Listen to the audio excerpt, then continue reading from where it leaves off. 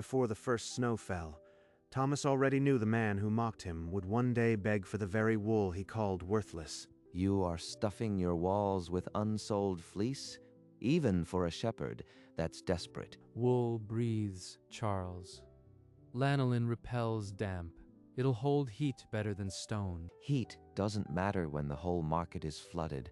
You are burying profit in your walls. Profit won't keep me alive when winter hits 40 below. I've bought wool from your family for 20 years. This season, I wouldn't pay a dime for it. Then I'll find a better use for it than your ledger. Charles laughed, the sound slicing through the cold cabin air. He stepped back into the falling snow. When you freeze in here, don't expect me to sell you wood. I deal in practical things. Alone again, Thomas worked through dusk. The first frost crackled on the window, but the wool in the walls was warmer than the scorn outside. It had started weeks earlier, when the hills were still gold with autumn and the sheep were heavy with fleece. This wool is the finest I've ever raised. It should bring a fair price. I can't buy it, Thomas. The mills are full. No one wants wool this year. What am I supposed to do with all of it? Winter's coming. Sell the sheep for mutton. That's the only market left. He walked home with the heavy sacks of fleece, the rejection stinging worse than the cold wind. If the world sees no value in this wool, I'll give it a value they can't ignore. That night, he began pressing the raw fleece into the gaps between the cabin timbers. Lanolin repels moisture. Wool traps warm air. This could be the difference between life and death. By the time the first snow dusted the rooftops, every wall was packed solid with what the market had thrown away. One afternoon, Martha appeared at his door with a covered basket, her face tight with worry. Thomas, what have you done to your walls? The whole village is talking. I am keeping the cold out, Martha. Wool is a better insulator than wood or stone. But it's raw fleece. It'll draw vermin. It'll rot. It'll stink like a barn. Lanolin keeps it from rotting. The smell? A small price for warmth. She reached out and touched the packed wool, her fingers sinking into its greasy softness. I just don't want to see you freeze, Thomas. Or worse, suffocate from the stench. She means well, but she doesn't understand what I know about this fleece. Martha left the basket of bread and preserves, her footsteps heavy in the fresh snow outside. I'll prove them all wrong. This wool will be the difference. The first real test came when the mercury plunged to 20 below and stayed there for 3 days straight. The stove had been cold since midnight, but the cabin held its warmth like a blanket pulled tight against the frost. Outside, men were splitting frozen logs and feeding their stoves until the iron glowed red, while Thomas burned barely a handful of kindling. You think that greasy fleece of yours is doing something? It's just a mild cold snap. Nothing to brag about. Maybe not, Charles. But my woodpile hasn't shrunk in a week. How's yours? Alone, he pressed his palm to the wool. No cold radiated. No frost had crept through the cracks. The lanolin was sealing the wall like a second skin. It's working better than I dared hope. But the real winter hasn't even started. The next day, the sky took on a heavy gray cast, and old-timers started whispering about a 40 below blow that could crack timber. When that storm hits, your wool will freeze solid as a board. You'll be burning your walls just to stay alive. But Thomas only looked at his wool-packed walls and felt a quiet confidence growing. The real test was coming, and for the first time, he believed his walls would hold. When the 40 below blow finally came, it didn't whisper. It hit the valley like a collapsing wall of ice. The wind screamed across the roof, but inside the cabin there was a strange, dense silence. No cold drafts snaked through the seams. The air felt muffled, as if the wool had swallowed the storm's voice. Outside, ancient pines snapped under the wind's weight, and the village huddled inside trembling cabins. The wool wasn't just holding heat. It was blocking the wind's howl, that low vibration that gnawed at a man's bones. He pressed his palm to the packed fleece again. The surface was cool, But beyond it, the cabin sat in a pocket of still air. It's the lanolin. The grease seals every fiber, stops the wind cold. While neighbors fought for warmth with roaring fires, Thomas sat by a low flame, burning sticks like they were coins. This wool has a secret. It doesn't just insulate, it shields against the killing wind. He didn't yet know how that secret would reshape the village, but in the howling dark, he felt a fierce hope. Thomas moved a candle along every seam, searching for the betraying draft that could steal his warmth. The flame never flickered. The wool was dense, impermeable, like a living barrier against the wind. This isn't just about temperature. The wind's force is breaking other homes, but here it can't find a path through. Outside, he could hear the groaning of straining timbers, the sharp crack of ice-laden branches giving way. Lanolin binds the fibers so tightly that the gale can't cut through. It's a shield, not just a blanket. He pressed his ear to the wall. The storm's scream was reduced to a distant moan. That's why the cabin feels so still. The wool eats the sound of destruction. It was then he understood. The killing wind that tore roofs and shattered windows was being stopped at his walls. If I can share this with the others, maybe I can save lives. But first, I need to be sure. He stared through the frost-rimmed window at the blizzard's fury, the weight of his knowledge settling in his chest. A sudden splintering sound, like breaking bone, pierced the storm's roar through Thomas's window. That's Martha's roof.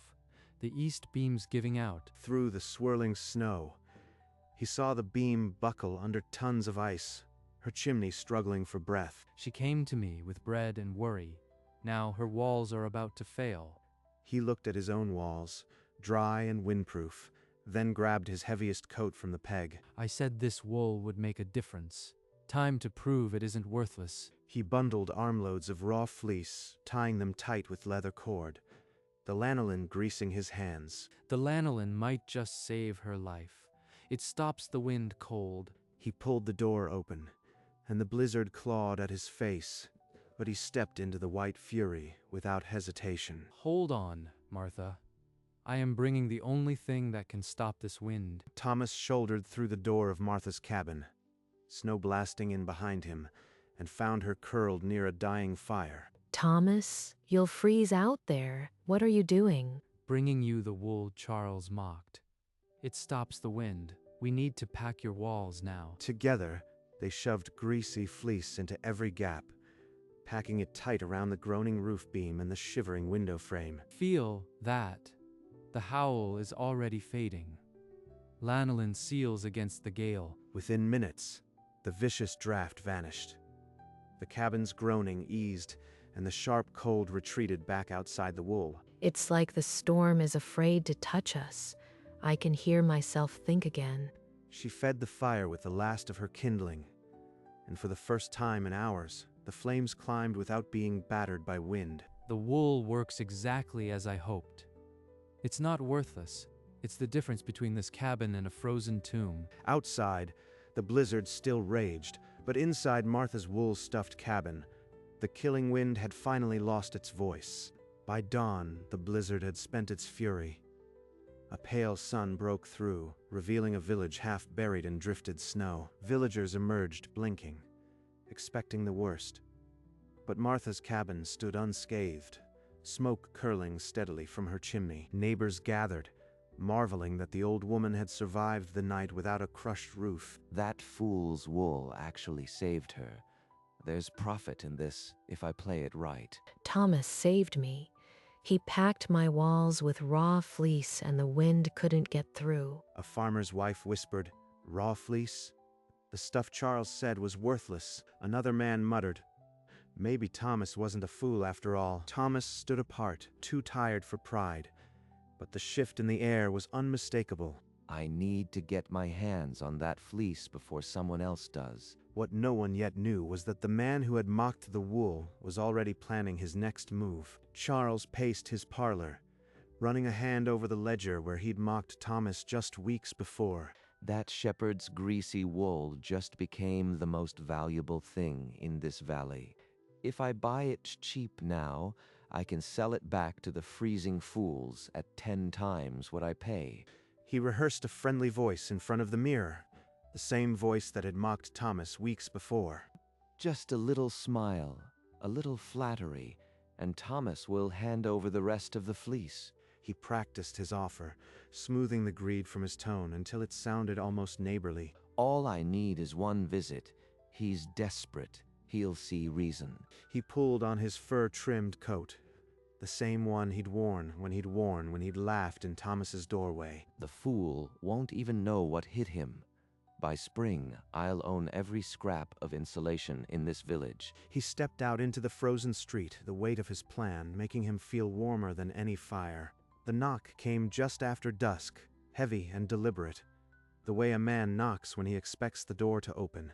Charles, only one man in this valley pounds a door like he already owns it. What brings you here, Charles? Come to mock my walls again? No, no. I came to admit I was wrong. That fleece of yours saved Martha's life. Thomas stepped aside reluctantly, and Charles entered, his fur coat filling the small room with the scent of cold leather. I want to buy the rest of your wool, a fair price for old times' sake. Let's say 20% above market. Fair price? The man wouldn't pay a dime for it. Now he's offering extra. What's he planning? Old time's sake? You mean the 20 years you squeezed every penny out of my shearing? I am trying to make amends. The village needs this wool, and I can distribute it fairly. Thomas said nothing, and after a long pause, Charles retreated to the door, his smile fixed but his eyes colder than the night. The next morning, Thomas trudged through the fresh snow to Martha's door, carrying a small loaf of bread as thanks. Thomas, you shouldn't have. After everything you did for me, I should be bringing you bread. I need your advice, Martha. Charles came to my door last night, offering to buy all the remaining wool. Charles, the man who laughed at you, he's not interested in making amends. He's after profit. But the village needs warmth. If you sell it all to him, he'll charge them a fortune. If I keep it, I can help the community. If I sell, I get money. But can I trust him? Be wise, Thomas. The wool saved my life. Don't let Charles turn that into a weapon. I could sell him half. Keep the rest for those who'll need it when the next storm hits. That sounds like the shepherd I know, but be careful. Charles won't settle for half without a fight. Thomas left with a heavier heart, knowing whatever choice he made, someone would end up in the cold. Charles didn't wait. He was back the next evening, his face pinched with impatience, rapping harder than before. Triple the market price, Thomas. That's my final offer. You'll never see money like this again. I'll sell you half. The rest stays here for anyone who needs it when the next storm bites. Half? You think I can turn a profit on half a fleece? You are as stubborn as your sheep. He's furious, but he has no choice. He needs this wool more than he wants me to know. Charles threw his hands up, but after a long, grinding silence, he nodded once, his greed finally bending to necessity. Fine. Half at triple price. But I want it tomorrow, and not a scrap less. Agreed. But if I catch you cheating the village, you'll never buy another fistful of fleece from me. Charles counted out silver coins onto the table, the metallic ring filling the silent cabin like a promise no one fully trusted. Outside, the wind picked up again, a low warning that winter was far from over, and the deepest cold was still waiting. Charles set up his stall in the village square, the wool piled high, a handwritten sign boasting the price, 3 times what any fleece had ever fetched. The wool that saved Martha's cabin, guaranteed to stop the killing wind, a bargain at any price.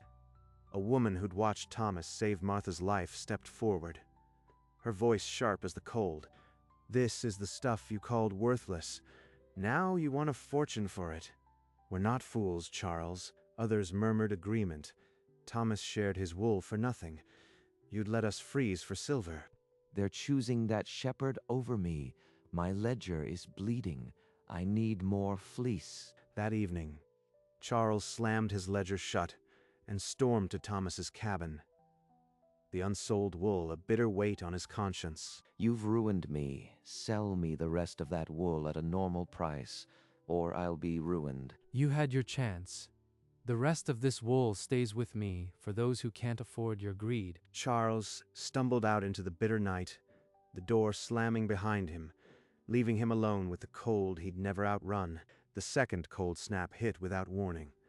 A brutal 40 below wind that made the first storm seem merciful. The walls are cracking.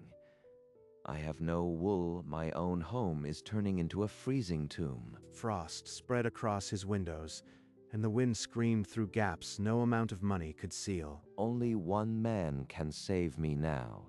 The man I called a fool. He stumbled through the drifts to Thomas's cabin, hat clutched in trembling hands, pride frozen behind him. Thomas, please. My house is breaking. I'll pay triple. I'll do anything. Just help me. Thomas opened the door to find the wool buyer who'd mocked him now on his knees in the snow. This is the man who laughed at me. Now he's begging. I could leave him to freeze. You told me I was burying profit in my walls. Now you want me to dig it out for you. The wind howled outside, but inside the cabin, the silence hung heavier than any storm, waiting for Thomas's answer. Get up, Charles.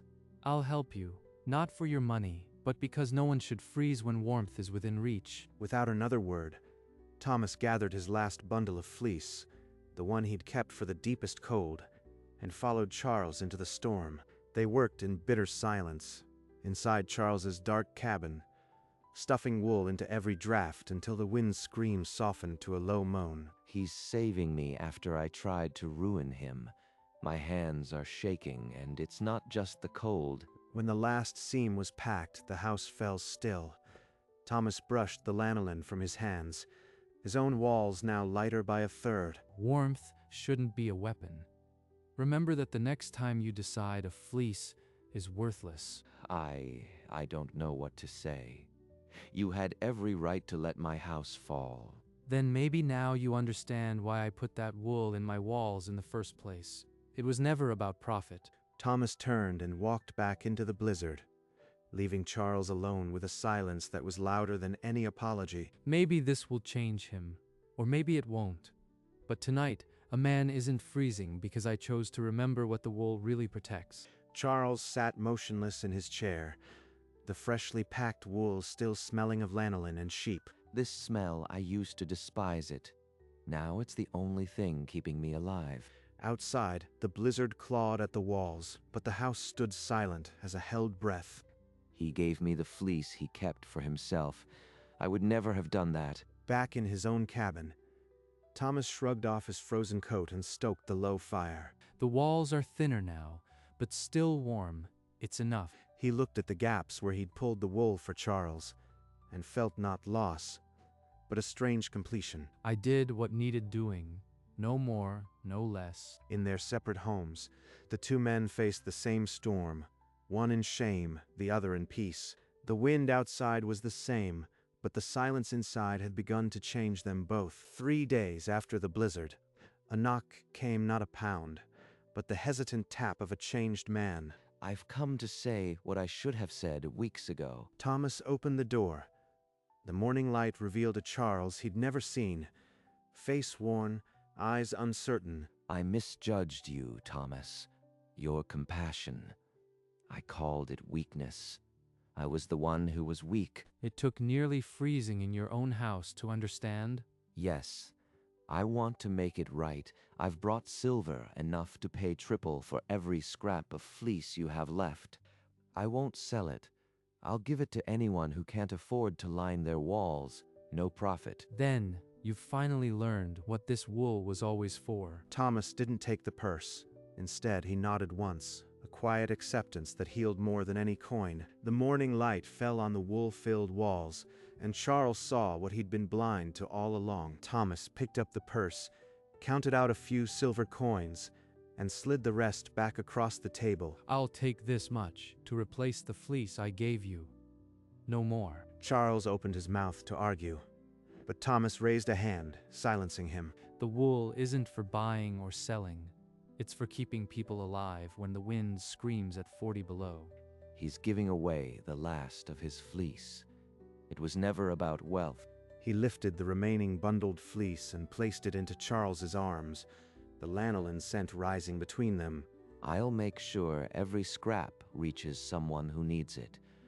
I give you my word. Then we understand each other. That's payment enough. Charles clutched the fleece to his chest, its weight heavier than any coin he'd ever held. Through the frost-rimmed window, the morning sun touched the wool-lined walls, and for the first time in weeks, the cold didn't matter. As the icicles began to weep and the drifts softened, the valley stirred from its frozen siege. Charles appeared at cabins that had once bolted their doors against him, offering wool without a single coin. To think I worried about vermin and stench. That wool is the reason I am still breathing. Thomas and Charles met on the thawing road. No words of anger, just a slow nod, then a handshake that sealed a new beginning. The fleece Charles carried had once been called worthless. Now it lined the walls of a dozen homes. The wool buyer is finally becoming a neighbor. Maybe the cold wasn't the only thing that needed thawing. In her warm cabin, Martha traced the wool-stuffed wall with gratitude.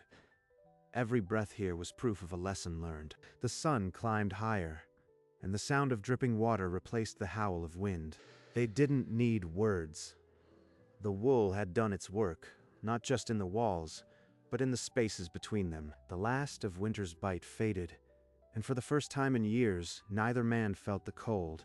The high meadow had shed its snow, and Thomas walked among his flock, the grass soft underfoot.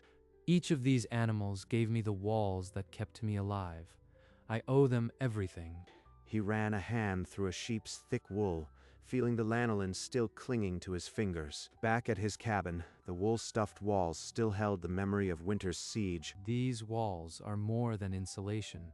They're proof that what the world throws away can save a life. He stoked the small fire, not for heat, but for the comfort of light. The cold will come again, but now I know how to meet it with wool and with neighbors. The fleece that had been scorned now stood as witness.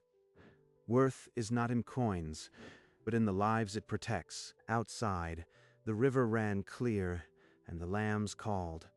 But Thomas sat still, a man at peace with his winter. All the cold in the world can't take what I've built here. He stood and pressed his hand to the wool-stuffed wall one last time. This saved more than my life. It saved my faith in what's possible. The lanolin had long dried, but the warmth remained. Some men fight the cold with fire. He chose to fight it with what others threw away, and found that the warmest things are often those the world calls worthless. In the valley, the story of the shepherd and his fleece would outlast any ledger, because the lesson was simple. What protects a life has a value no market can measure, and Thomas, his walls still full of wool, knew that better than anyone. The cold would return, but so would the warmth, and that was enough.